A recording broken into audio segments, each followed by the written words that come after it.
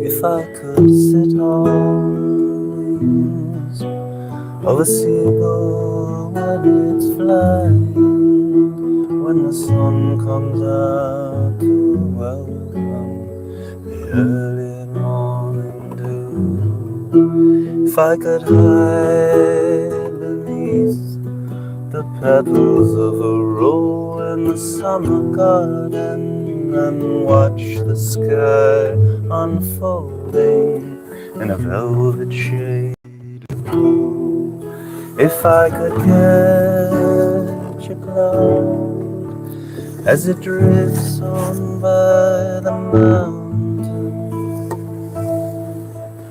and do what other poets do.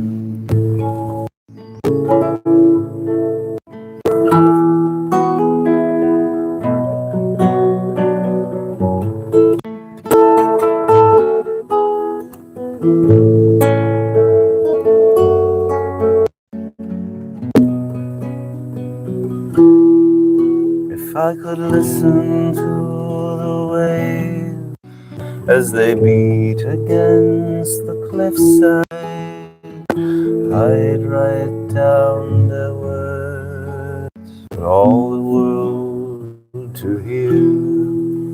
If I could touch the foam as it lies against the seashore, and hold the sands of time forever in my hand. If I could catch the wind and hold it in my teacup, then I would see what other poets see. I would do what other poets do, and I would know.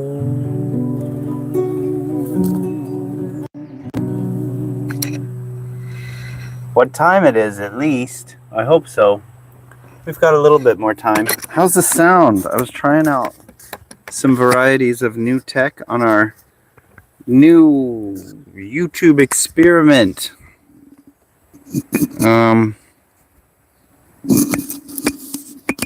Hello, Philip Knighted, Leather Pirate,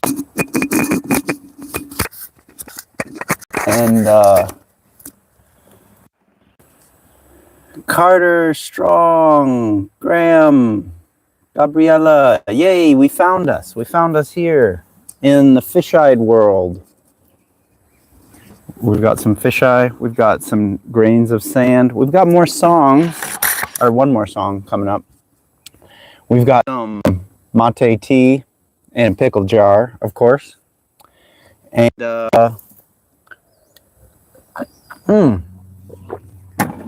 so I had a story. Well, I have a few topics of discussion here. But if anyone else has got interesting things at Hemming, and hello, here's a stand-in for Linda. Huh, appointment. We're making the hand. We're hoping the hand. We're praying for the hand gets good. I remember when we went to the bins the other week, I wanted to show off some of my stories. We're portable too. We've got a little thing we can take a quick look at the studios there. We've got the Witch's Hat recording studio and the Pent Shack over there. Everything, and I'm kind of in a little amphitheater here, aren't I? That's all just reflecting from the trees. So this is kind of a cool little Mossland Studios area. We're very much in the sunshine too. I'm thinking about hiding in the shade a little bit here. We've got moss we can sit on, so everything's going to be just fine. Yeah, I was taking a few days off. Let's get our seat to the shade and we can look at our book hoard. I had one of those breaks. I had a break for my... Oh gosh, let's get this. Okay, we found our seat here. Look at these. I've been trying to get some paintings.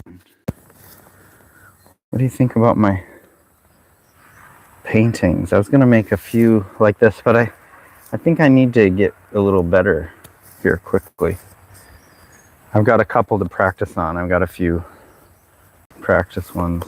I'm gonna make this edition of 3. I'm in a crystal ball. That's right. Sound is dull. Is sound dull? But acceptable. Oh, gosh, I was hoping it would be better. And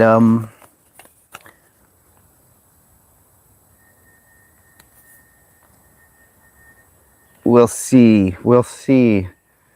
We'll do more tests. This is a test. This is a test. Thank you for joining on our first. We've been live on YouTube before, but it was some other weird system. I'm still trying to figure out all the little things, and I don't know. I guess it's going to be a little different, but I think it's still friendly here. We've got a story. So let's look through all my fun books I found at the bins when I was visiting with my friend, and yeah, my friend Shelby was over. She was here last time. We got so much stuff done. We made that video. Did everyone see the May Day video? I'm gonna make the May Day video before the month like almost over. You know, it would have been a little bit sad to make it the last couple days of May, and May doesn't. Man, can you guys hear what they're doing over there? Oh, I see what's happening. One of my microphones is way over here. You hear what's going on over there? I don't know what's going on over there. It's kind of a mystery. I hope it's working. Oh. So we've got okay. I know how to keep my together here. We're through the books with the bins. This one, because I thought this would be fun. It would be fun. It'd be fun to. I used to be in recorder like rounds for groups, and that would be cool if I could find one. You know, to practice. That was basically the best I ever got at reading music and that. Look at these old woodcuts too. Wait, where's it? There it is. Right? No. Oh, it's funny. I'm reading the screen. I'm seeing a reflection of the screen. It's hard for me to tell what's in there. It's so sunny out, which is beautiful. It's beautiful to be a sunny world. Okay, look at this one. Treasury of Stephen Foster. We'll play one of these sometime. I'll learn one. I'll learn like a lesser known Stephen Foster. So I guess that was a little bit the theme of was finding American folklore. Got a bunch of American stories. Real quick. This one's really, I think it's kind of short. Let's see. It's Ghost Rider. Some kind of nice not too bad artwork considering. And oh shit. Oh, where did the other microphone? Oh, maybe I shouldn't be using the microphone at all. I can't be trusted. I can't at all. Okay, tell me what happens when I unplug this. Are we here? Are we back? Did we cut out? Are we still here? Is it better? Is it worse? Oh man, I can't see anything. Let's take a little walk. Anyways, we wanted to. I can read when I walk. This is called the Ghost Rider. We can find a new shady place. Okay. Mayday. New Shakespeare books.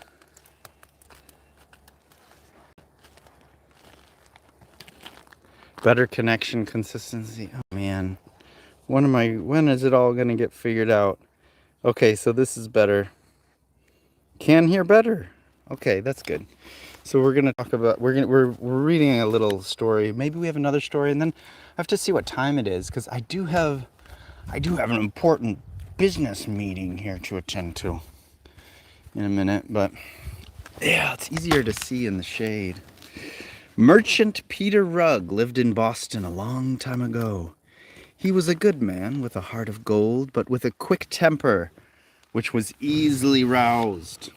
If something was not to his liking, he hated anyone to oppose him. Once in December, when days are shortest, Peter Rugg was preparing to visit friends on their ranch.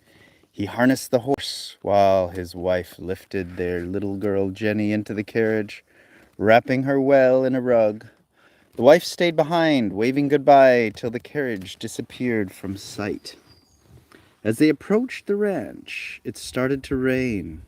They had lunch, and in the afternoon little Jenny played with the children of their host, whilst he and Mr. Rugg sipped their drinks and talked of old times. Outside, the rain had worsened. Low clouds covered over the roofs. But in the hearth, beech logs gave a warm, friendly glow, crackling merrily. After supper, Peter Rugg rose, thanked his host for his hospitality, and called little Jenny, saying they must be off home. The rancher and his wife did their best to persuade Mr. Rugg to stay the night. It's raining harder all the time, and there's a fierce gale blowing. Sleep here. It will be easier to travel back tomorrow in daylight. We have plenty of room. But Peter Rugg refused to be convinced. I'll get back tonight, or never, he snapped sharply, bade his friends goodbye, harnessed the horse, and drove off. A curtain of rain cloaked the countryside. Trees along the way bent their crowns and moaned, lashed by the wind. The carriage clattered on towards Boston through the unfriendly darkness. In the meantime, Mrs. Rugg kept peering worriedly through the window, gazing into the empty street, listening for sounds, waiting for her husband and daughter. She waited in vain that evening and that night. Her husband and little Jenny did not return, even the next day. Mrs. Rugg was so worried she could not sleep and did not know what to do. In the early evening of the third day, she heard the clatter of hoofs on the road. She jumped out of bed, looked out of the window, and sighed with relief. Her husband and Jenny were coming back at last. The carriage came right up the house. Mrs. Rugg was just about to go down the stairs to meet them and to help Jenny alight when her husband waved, looking up at her with despair in his eyes, and the horse drove off at full gallop. By the time Mrs. Rugg had run down into the street, all she saw was the carriage disappearing round a corner of black tree-lined alley. That was the last time Mrs. Rugg saw her husband and daughter. Unhappy and heartbroken, she fell ill, and a few days later she died. Since that day, travelers often saw the carriage drive by in desolate places, with Peter Rugg and Jenny inside. It usually flew by like the wind without stopping. On rare occasions, the horse slowed down as the carriage was passing the traveler, and the ghost rider called from his box, "I have lost my way. How do I get to Boston? I must get home this evening. Travelers and vagrants were never too happy about meeting the strange carriage. Whenever it dashed past, it always started to rain and a storm blew up straight away. So they named the ghostly carriage the Storm Maker. The innkeepers of the road taverns were also not keen on seeing Peter Rugg. He never ordered anything to drink or eat, never stayed overnight, but only drawled from the door, "Do you know how I can get to Boston? I must get there before dark today." And the moment the door slammed behind him, the wind rose, thunder roared, and the first drops of rain hit against the windows. Some years later, when the days of carts and carriages were over and highways were crowded with cars, drivers often noticed an old Ford. Behind the wheel sat Peter Rugg, and by his side was little Jenny. The pump attendants advised drivers who stopped for gasoline, "Try and avoid meeting Peter Rugg the second time. If anyone sees him twice in one day, either their engine stops or he has a crash. Peter Rugg brings bad luck." All right. Should we sing in the sun or sing in the shade?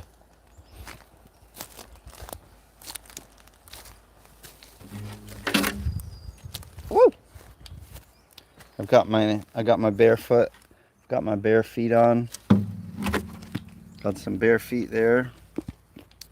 I've got some fine threads here. This was sewn by my mother. This was some silk I brought back from India. I believe it was the first time I was down there. And it's a nice design. It's a bit precious though. It's a little bit too precious to feel comfortable wearing. It's delicate. There's already a little... It's a delicate. I'm thinking I should make some more so they don't feel so delicate. We got the town mouse and the country mouse. We got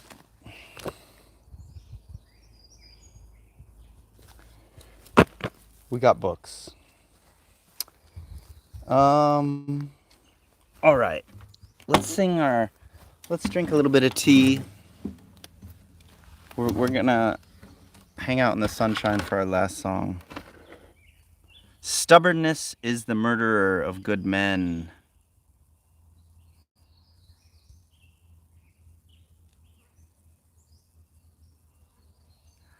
All right. Thanks for all stopping in, and I think hopefully we have a successful, moderately successful, I don't know. You can give your review if it worked out here on the YT. And we'll see you next week. I've got some things I'm building. You can see some sticks over there. Look at that. What's it gonna be? We have to have mysteries. Mysteries for next time. Maybe I'll get a little bit further. Pearly flurry pellets lace the April morning as I collect more stray windfall and dead bushes from along the bank of the creek, many likely several years old. There's big tangled messes of branches gathered in piles to someday soon spring burn. A giant kettle of vultures I've been visiting for the week, flappy wing sounds like I've never heard. Startling buzzards brouhaha as they dismount from the pines. 60 or 70 of them, too many to count. Seen mostly in silhouette, an occasional wing side catching the sun. Walking up the hills when sun first peaks the trees, looking for patches of gold where snow lace has melted and I can get a good shaft of sunlight full on the brow. There we go. These days, I get to wake up. If there is any sun, I get it on my forehead, because if you can see my window there, just above the ugly part, there's the ugly part that I need to cover over. With that, with the. Anyways, you can't really see the window, but the sun comes in over here sometimes, peeking through the trees, and I can just lean over. That's there's some easy luxuries in life. Well,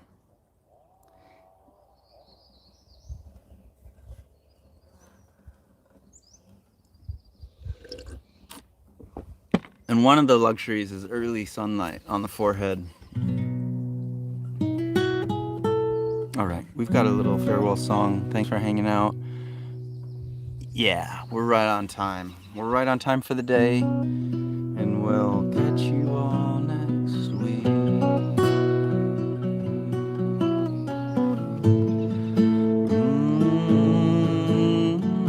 Gold in the hillside, awaiting the sun, holding the starshine. I am the one to find you. I find you breathing your flowers, drinking your air, soft in your bowers, hidden your lair. I know you. I know you. Flowing in your rivers, I am the one, painting your colors like the sun.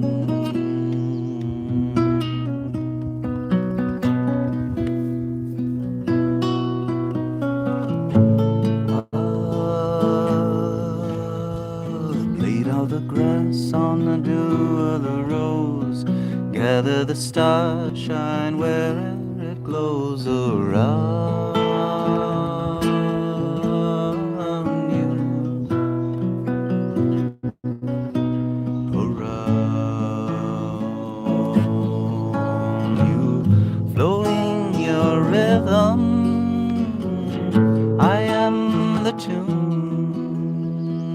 moving your water like the moon.